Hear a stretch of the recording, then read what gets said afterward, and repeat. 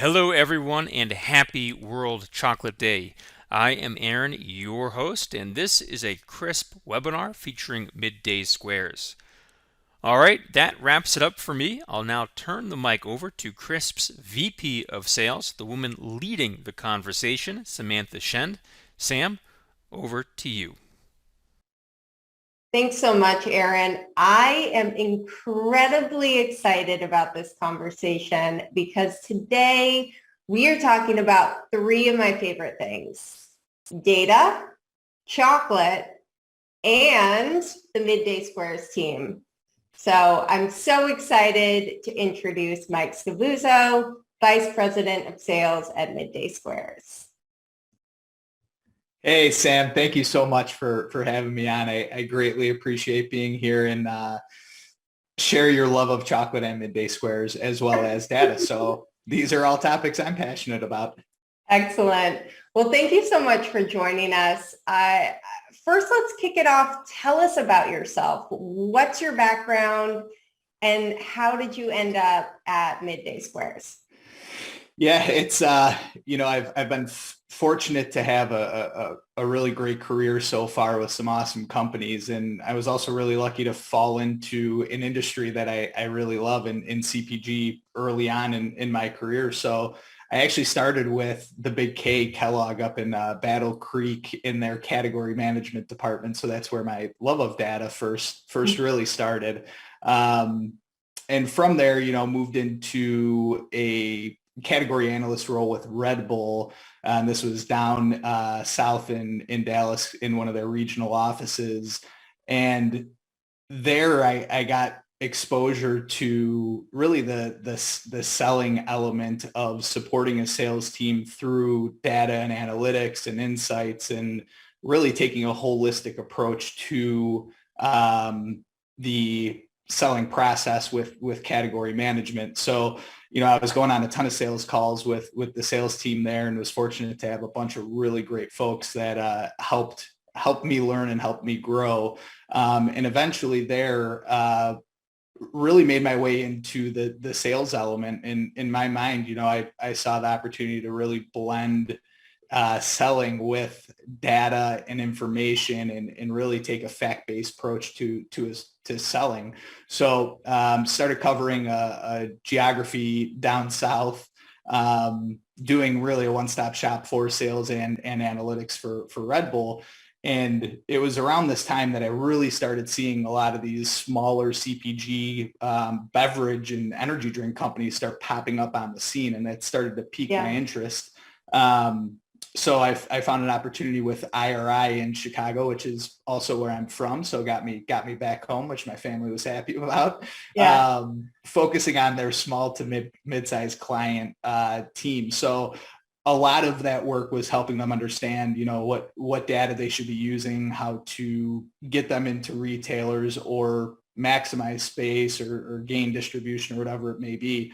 And it was an awesome experience there. Really opened my eyes to multiple categories, different verticals, but the challenges were all pretty much the same across the board. And working with smaller companies, again, I my interest was piqued. I was helping them understand what data to use, but I would hand it over and wouldn't see the impact that it had. And I really missed that end-to-end control and ownership, really. And that's when I looked to make a move over to RX Bar. So joined them in 2016 pre-acquisition in a sales role covering the Midwest. And given my approach to selling with data and being very fact-based, the opportunity presented itself to really lead the analytics team there and build the consumer insights and category management function from ground up. And, I love sales, but that was an opportunity I couldn't pass up. So post-acquisition, obviously things change when a big company comes into the mix, and I really wanted to get back to that brand building stage. And that's when I joined the Clio team to lead their sales efforts across the U.S. for grocery, natural, and specialty. And how I got myself to Midday, you see the noise that they make and the content that they produce, which was really what initially put them on my radar. But more than that, I just had a real strong belief in their approach and how different they are within the CPG space. Not to mention how dynamite of a product it is. It is phenomenal. And of course I'm biased, but I think we have a lot of consumers out there that would agree. So the opportunity with Midday, I couldn't pass up. So I joined them just a little under a year ago. Awesome. I mean, your story is incredible. To say you've been around the block is a little bit of an understatement, but you found an incredible home. The story of Midday Squares is pretty incredible. Can you walk us through a little bit about how it all started? Absolutely. We have Leslie Carls to thank for the Midday Squares product. So she and Nick were dating at this time, and Nick was working for a software company that he owned and started, and worked long hours, ate like crap, had a total sweet tooth. And Les thought to herself, I can make you something better that you can snack on and help you be a little bit healthier. So the Fudge Yeah product that we have on market today is the first Midday Square product that Les made for Nick. So she started making it. He'd bring it to work and they'd share it with friends, and everybody loved it. So fast forward a little bit of time, Nick sells his company. Les and Nick get married, and they were on their honeymoon and, brainstorming over a Mai Tai and a margarita. It'd be really fun to get into business together. And that's when the light bulbs went off. Midday Squares is the way to go. So coming out of that trip, they really started going full boat, producing in their condo, selling it all around Montreal, Canada, and just growing the business from there. Business born out of Mai Tais and margaritas. I love it. We actually have a great clip that shows a little bit more about the brand and the company story. So let's take a look. We are officially shipping our first USA retail orders. I just got more numbers in the US. We're crushing. Put them up last week. They sold it already? As we get into 2022, we are not going to change who we are at the core. And whatever's up ahead, we're not afraid. We know who we are. We know what we've been through. And we know where our destiny lies. On top of the mountain. Our mountain. 2022 MTS is coming for you. Oh, that was so great. Thank you so much for sharing that. Tell me a little bit about how the brand has grown since then in retail, and what were the key challenges and breakthroughs that you experienced along the way? Yeah, absolutely. So the company started in 2018, and being based in Canada, naturally, we started in Canada, the expansion. We're also a D2C business, which is now steadily moving into retail. But the growth has been pretty remarkable, basically doubling year over year. So we're in a really fortunate position that we have a great product and a great brand, and we're seeing the turns and performance at stores.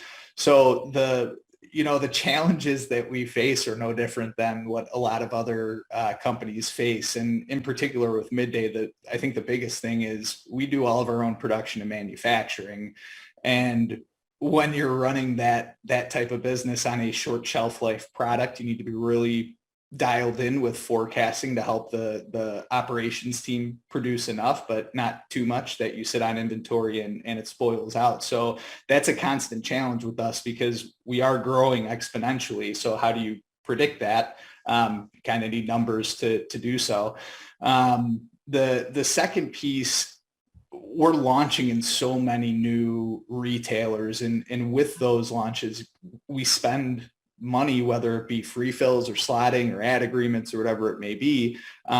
We want to make sure those products are getting to stores. So understanding what's happening within our distributor partners to make sure that, one, they're ordering enough, two, it's getting to stores, and three, the stores are selling through is crucial. And just the inventory and supply chain details and data are essential for us. And then last but not least, once it gets to stores, hopefully it does. But if it doesn't, being able to identify those stores quickly and share that intel not only with your buyer or broker team or internal team, but really the store level folks to make sure that it's getting out there and getting on shelf.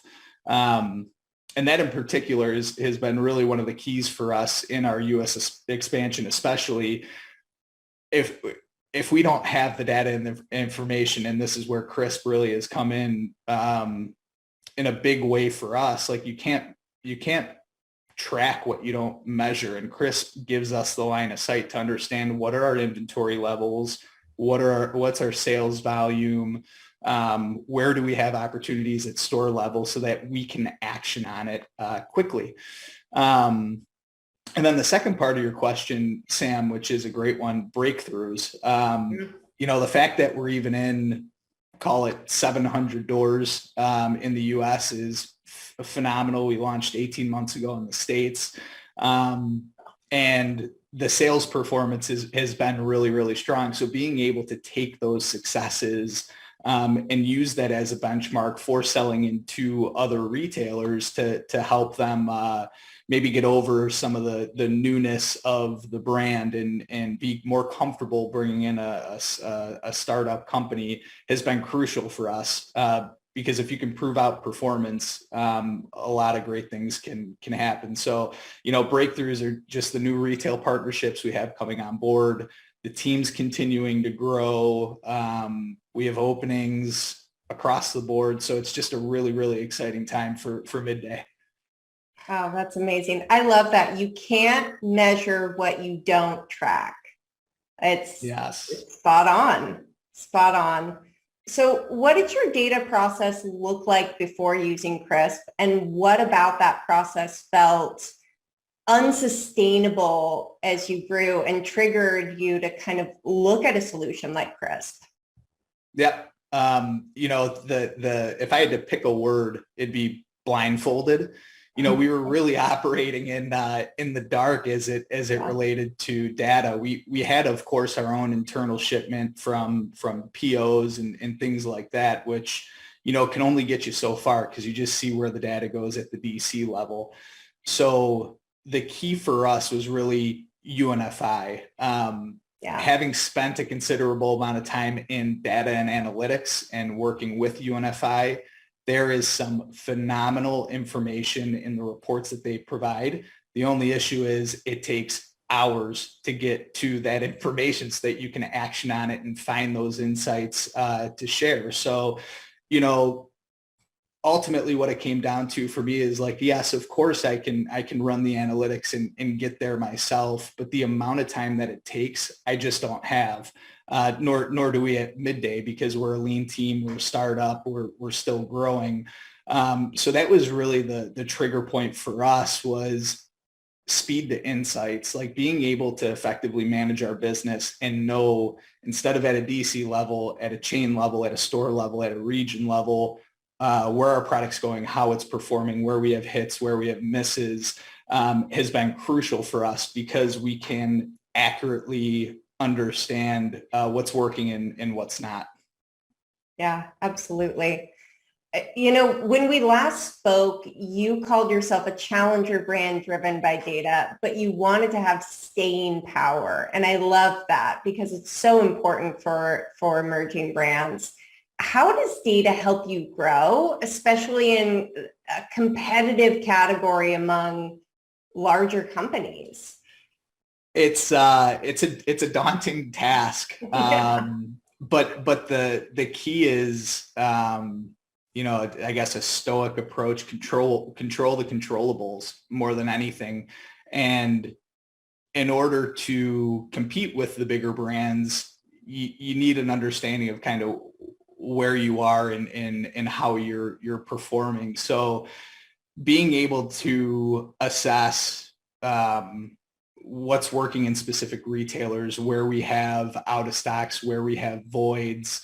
Ultimately, if the product can't be found and it's not visible or not making it to shelf, it's not going to be sold. So it's kind of a brick by brick approach. It's the small things that add up to a bigger sum for us. So it's just making sure that our fundamentals are in place, that we're shipping on time and in full to our partners are shipping on time and in full to stores, and then stores are selling. So, it sounds all very easy, but without information and data, it's incredibly difficult. And being able to get ahead of some of the growth, whether it be through promotions or different in-store activities, to understand if there's going to be higher orders coming, that we can let our teams know and make sure that we have the inventory stocked at the DCs to maximize the investments that we're making promotionally with our retail partners is key.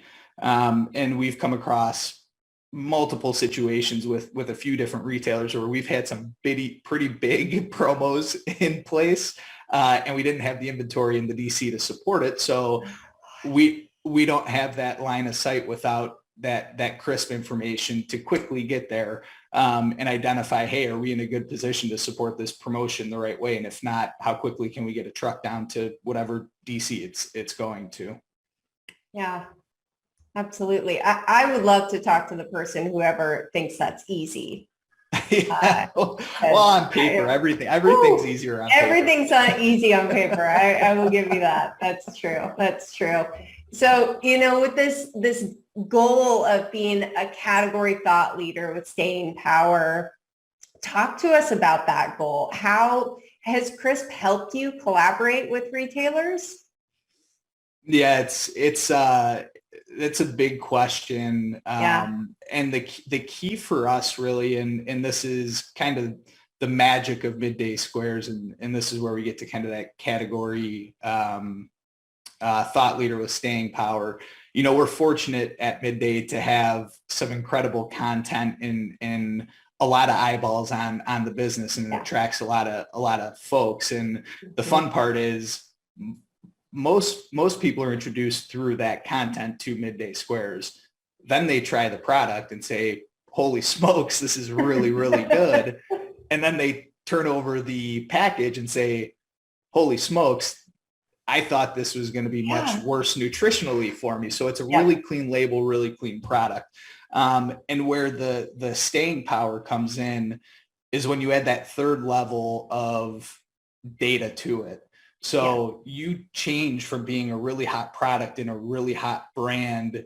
I don't want to say the superficial aspects, because they are definitely not. But when we can go into our retailers and share cold hard facts of how we're selling, what we're contributing to the market, the performance that we're driving, that's when you kind of take it to that next level with the staying power. And that isn't possible without the information that we're getting from Crisp, because again, we're working with a small team and we need to put things together quickly, and we're trying to identify who are the right partners to go after, and being able to directionally decide, like, yes, this is the right partner and here's the right information to put in front of them to help de-risk their decision to bring in Midday. Because ultimately, if I can show we have phenomenal fill rates to our suppliers, we're growing period over period. We have a velocity of X to Y, and we can kind of size the prize for them through this Crisp data and the Crisp information. That makes it a lot easier for them to say, yes, there's a lot more to this product than just really cool content on Instagram and LinkedIn. So I think that data is really the key and third element to having that staying power and being a category thought leader. Yeah, it's amazing. I love that data-driven approach to sales. Can you talk a little bit more specifically about some of those insights and metrics that you've used to expand distribution and drive those sales conversations with your sales team? And how easy is that for you to access those insights as well with Crisp? Yes, it's I would argue the thing that is most impactful to me on a day-to-day business or day-to-day you know what I'm trying to say, on a day-to-day Yeah. period or whatever. And the sales team is as well, being able to quickly identify and pinpoint problem areas or areas of opportunity is key. We don't have the time to constantly be in the data and stay on top of it. So one of the things that I really like are notifications within Crisp, where I can say, you know, at X retailer or X distributor, do I see, was there a dip versus prior week or prior 4 weeks in distribution velocity or whatever it may be? So I get that ping to my inbox, and I can quickly go into the dashboard and immediately drill down. So is this a inventory issue? Is this a product didn't get delivered to store issue? Is this just a complete void?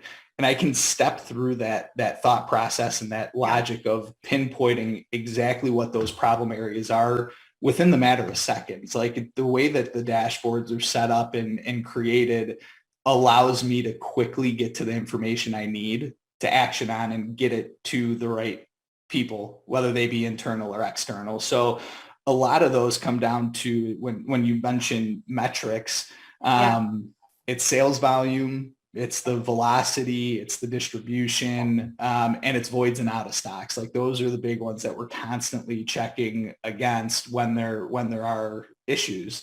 And of course, you know, when things are going well, you want to highlight those wins and share those with the team. So there's certainly aspects of, you know, reinforcing and motivating our internal team to say we're doing some really great things, like check out this growth or check out this trajectory.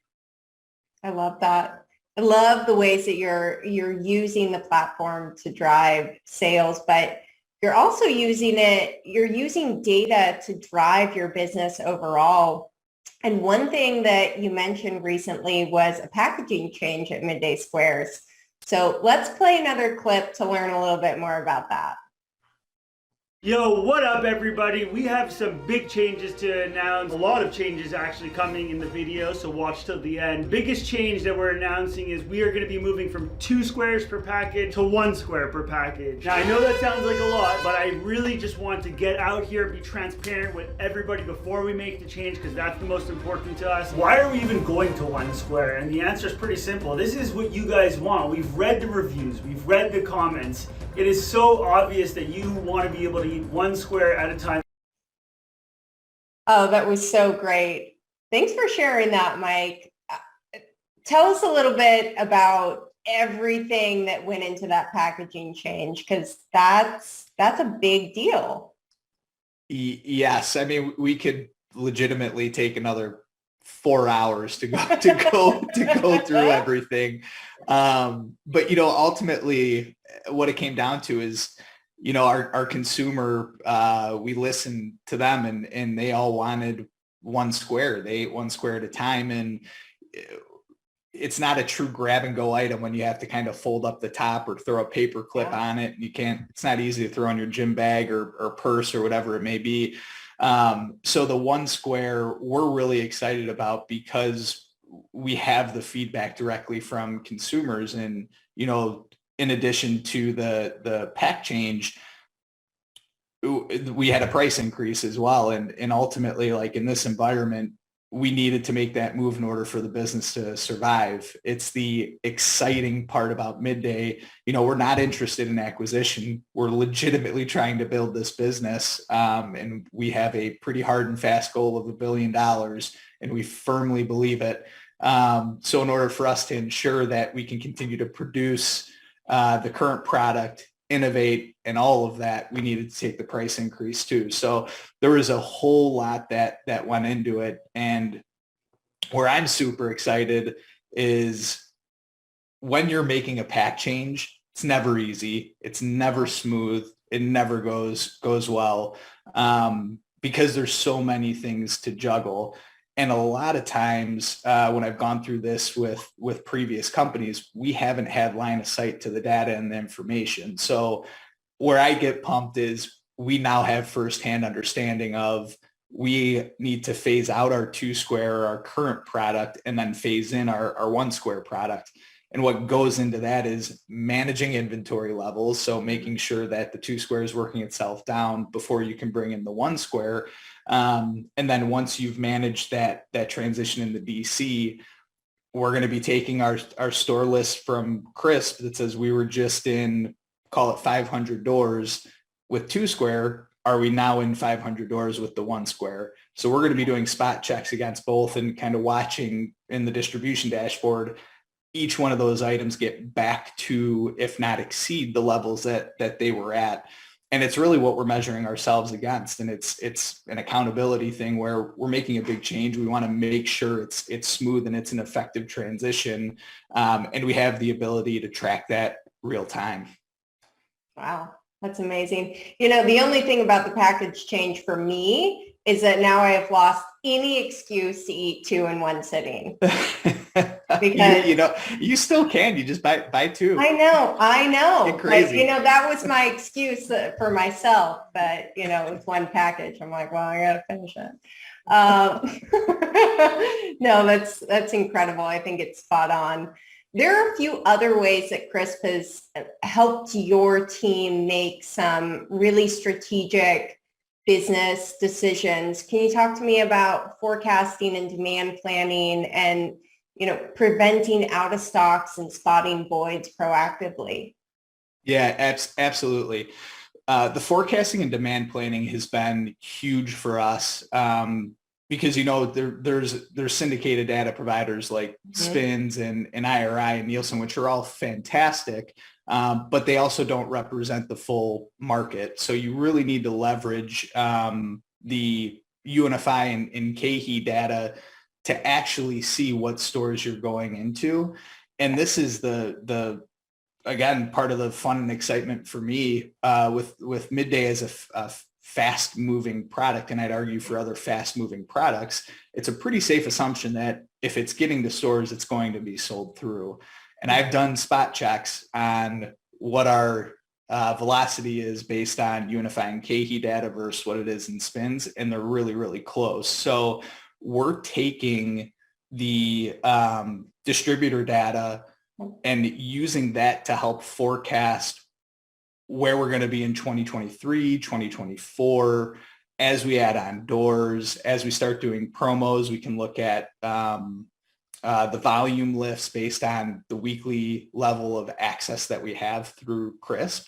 And then more than that, just the demand planning piece. So understanding, like, as we're bringing customers on, what that volume is going to look like based on other retailers that will behave similarly to those retailers that we're bringing on.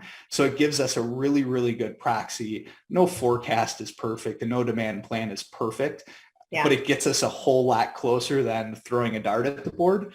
And that's crucial for our team, again, being a short shelf life perishable product, trying to get that variance error from 20 to 25% down to 15 or 10 is really key. So it's been super helpful on the forecasting and demand planning, just getting us better, more dialed in and better line of sight to true performance. And then the second part of the question is it relates to the voids and out of stocks. There's one in particular phenomenal dashboard, which is the out of stocks and voids report, where Crisp is using some predictive analytics that says, here's your list of stores. Here's the last week that they sold, whether it was 2 weeks or 3 weeks ago. We think this should have had sales based on all of your historic sales data to then give you what your out of stocks or voids are. And the key there is it gives us an actionable list to share with our distribution partner or merchandising team or internal team, for that matter, to get out to those stores and make sure they're receiving product. The ability to follow up with our distributor partners to understand, hey, why don't these stores, why don't they have product, or why aren't they receiving product? And more than that, information to share with our category managers, both on the retail and buyer level, because again, costs money to start a business and go into these retail locations. So if we're signing up some sum of money to sell within the stores, we want to make sure we're getting to those stores. So it helps us just make sure we're maximizing our partnership, and category managers have a ton on their desk, and sometimes they lose sight of some of the brands. So if we can bring that information to them, and it helps us be top of mind with, hey, we're trying to grow sales with you. It helps really take the conversation and dialogue to another level. Yeah, that's incredible. Just having that insight right at your fingertips. And, with Boyd's, if you're not on the shelf, no one can purchase your products. Like, that is Amen. game changing for Yes. brands. Incredible. As we wrap this up, and without spilling the tea too much, tell us what's next for the Midday Squares team. Cookie dough. We are actively working on a phenomenal cookie dough product. I have had samples, and I can confirm it is so good, and it sticks within our macro. So it still has that 6 grams of protein, 4 grams fiber, 4 grams sugar. And I think that's what I'm most excited about, is how much it legitimately tastes like real cookie dough, given the lower than what I would say average amount of sugar that goes into a cookie dough product. So Yeah. we are super stoked for this one. So the innovation piece is huge. We have some great retail partnerships coming up, which I can't spill the tea or spill the beans, whatever we want to call it. But we have a lot more excitement coming up to get Midday more easily accessible across the U.S. and as well up in Canada, just expanding our presence there, because it's been phenomenal growth up north as well. Oh, that's incredible. I mean, we'll all eagerly be watching on social media. And knowing your team, you'll share right away with some epic announcement, which is so fun. Oh my gosh. Mike, thank you so much for chatting with us today and sharing your story. We are such super fans here at Crisp. We're in your corner no matter what. And truly, on behalf of the Crisp team, just thank you for your business and thank you for your partnership. It really does mean the world. And it goes right back at you. And I think it's one of the things that I've been most impressed with on Crisp. Just the quality of folks that you have on the team, and the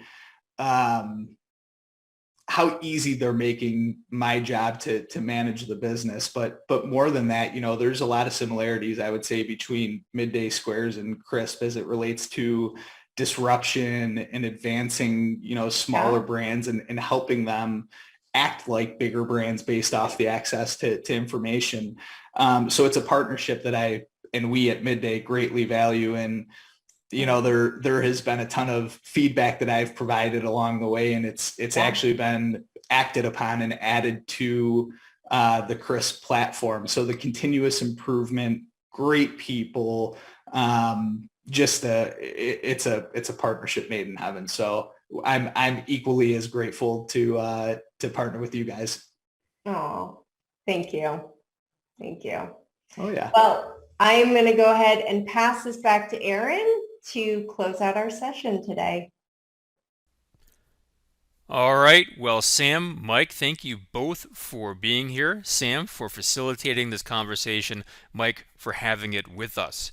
To all of you who are watching, you could have been many places this half hour or so. Thank you for choosing to spend your time and your attention here with us. All right, that is it. This concludes our Crisp webinar. Have a great day, everyone. And with that, we are done.